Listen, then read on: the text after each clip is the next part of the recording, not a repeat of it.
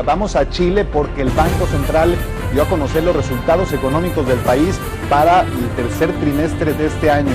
Está registrando Chile un crecimiento interanual del 5.7% para el tercer trimestre del año. Y la crisis europea sigue sin afectar a la economía chilena. Los inversionistas ingleses resaltaron la resistencia que ha tenido nuestra economía frente a los efectos de la crisis europea. El desempeño de la economía chilena continúa sorprendiendo.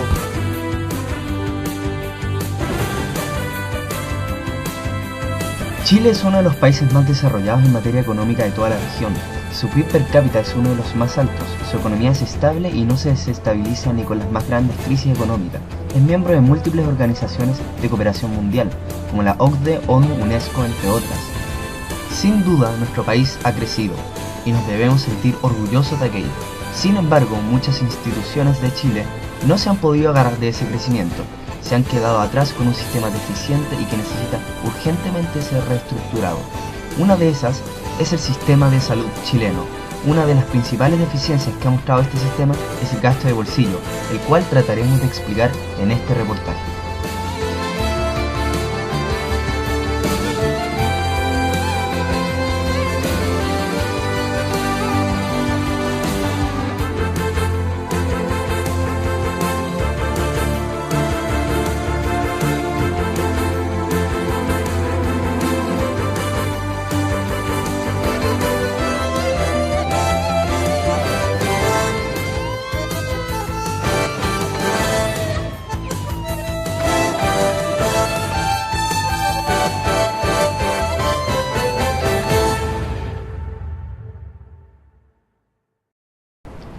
El gasto de bolsillo es el gasto que el usuario de forma individual debe pagar para recibir prestaciones de salud, ya sea de forma práctica atendiéndose con un médico o también comprando medicamentos.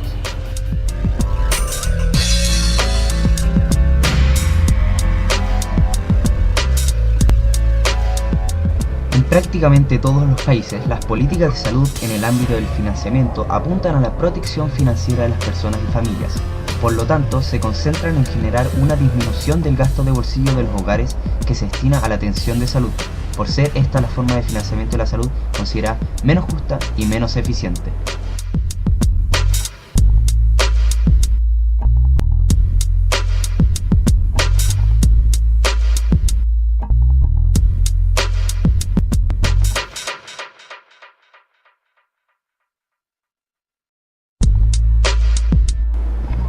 Sin embargo, en Chile estas políticas de financiamiento son realmente deficientes. Esto se puede ver con estudios que muestran que el 38% del gasto total en salud a nivel país fue gasto de bolsillo, pasándose la principal fuente de financiamiento de salud, representando un 2,8% del PIB de Chile.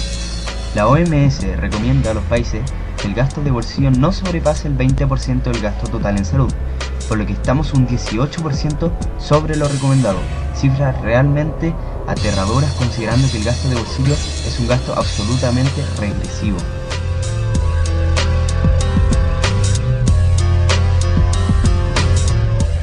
Ahora, si separamos el gasto de bolsillo, notaremos que un 55% de ese gasto irá a la compra de medicamentos, por lo que pasa a ser el mayor gasto de bolsillo.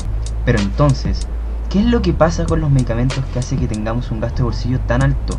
¿Cuál es el tema de fondo? Los medicamentos se pueden adquirir de dos maneras, en farmacias o en consultorios. En consultorios los medicamentos que están cubiertos son gratis, el resto deben ser pagados por el paciente, siendo más baratos que en las farmacias. Sin embargo, hay un gran problema con este sistema, el abastecimiento. Los pacientes muchas veces se encuentran que no están los medicamentos en los consultorios, y la respuesta que dan estos es que no tienen los recursos para abastecerse, y esto tiene un problema de fondo, que no es el Estado el que financia los consultorios, trayendo dos grandes consecuencias.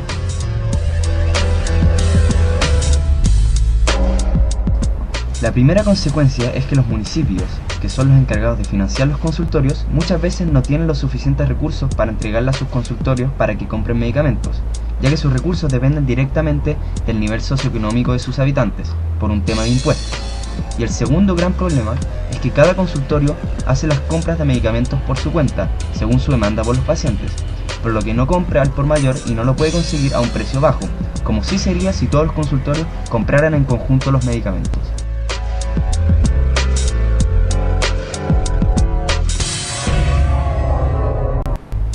El desabastecimiento lleva a que las personas no tengan otra opción que irse a comprar los medicamentos a las farmacias, donde son mucho más caros.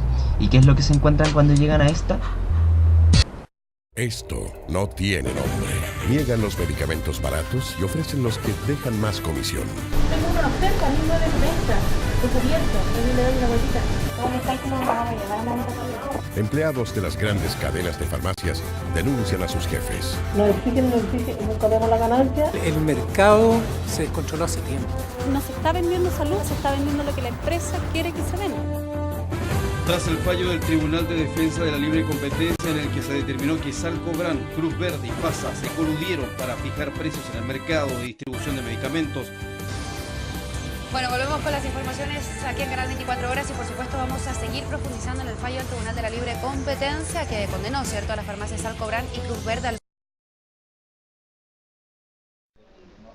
Ciertamente el gasto de las familias en salud en Chile es un hecho importante, no es algo antojadizo. El nivel alto de ese gasto es un nivel que está reconocido por la Organización Mundial de la Salud, que conoce de que el gasto de bolsillo, que es la forma en que se financia la salud a través del gasto directo de los hogares, de las familias, es uno de los más altos de América Latina y por supuesto de los países de la OECD, en Chile. Dentro de ese gasto de bolsillo, que es una forma de financiar la salud, está el gasto en medicamentos. Más del 55% de ese gasto es en medicamentos. Y de ese gasto, además, uno lo puede evaluar en términos de la progresividad o los tipos de familia que lo gastan. Evidentemente, lo que ocurre ahí es una situación sumamente regresiva en cuanto a medicamentos, porque las familias más pobres son las que más gastan en medicamentos. El 70% de los gastos directos en salud de las familias más pobres es en medicamentos. En cambio, en las familias de ingresos superiores, eso llega más o menos al 40%. La diferencia es el copago, ¿no? Pero evidentemente es en las familias más pobres donde está afectando el gasto en medicamentos. Por otro lado, el ejercicio que hemos hecho en varios trabajos es tratar de determinar el gasto que está en las familias que están siendo obligadas a una catástrofe financiera, ¿no? Aquellas familias que están gastando más del 40% de sus ingresos en salud, independiente del gasto de cotizaciones, independiente de las primas de salud. O sea, gasto directo en medicamentos y eventualmente en copago. Dentro de ese grupo hemos valorizado cuánto gastan en medicamentos. O sea, cuánto gastan en medicamentos las familias que están en catástrofe financiera por salud.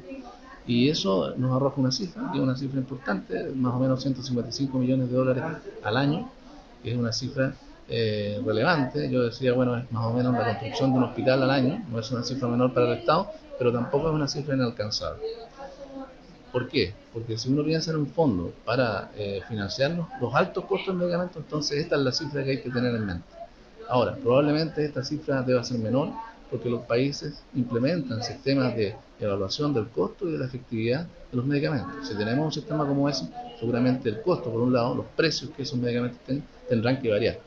Los países en general, cuando tienen estos sistemas, como los países europeos, regulan los precios de los medicamentos, de manera que los medicamentos tengan un precio razonable. No podemos tener un fondo que financie los medicamentos a cualquier precio, sino que el precio también tiene que ser razonable para el fondo. Y por lo tanto, que sea estos 155 millones que yo menciono, probablemente sean menos en un futuro eventual.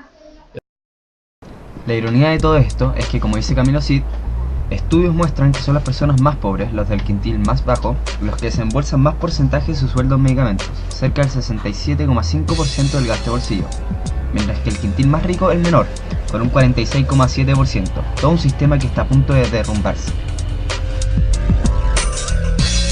Si lo llevamos a la práctica, lo único que trae este sistema de financiamiento son problemas a la gente.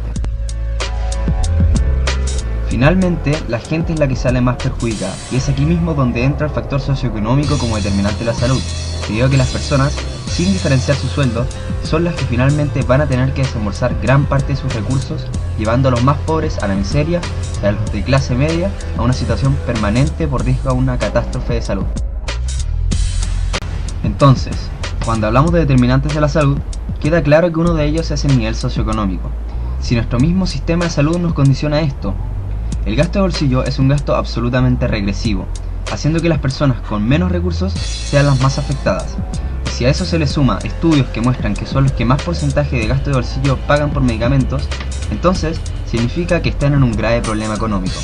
Y no es como que puedan abstenerse porque los medicamentos no son un bien de consumo, aunque así lo mire el sistema capitalista chileno, son una necesidad básica de las personas.